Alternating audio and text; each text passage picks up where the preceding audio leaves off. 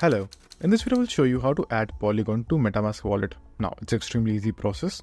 So what you have to do is open a browser, then open MetaMask, then just simply log into a MetaMask account. After that, go to a network section, click on add network. Now right over here you should be able to see a Polygon mainnet. Click on add, then click on approve.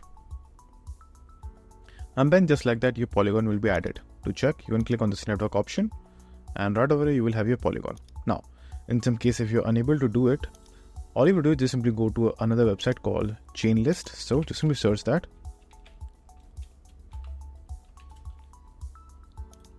And then open the first link. Over here, just simply connect to your MetaMask wallet. Then just simply search for Polygon and click on add to MetaMask and then do the same process. A pop-up will appear and then just simply choose approve and you will be good to go. So that's it. And if this video was helpful, please consider subscribing and liking the video.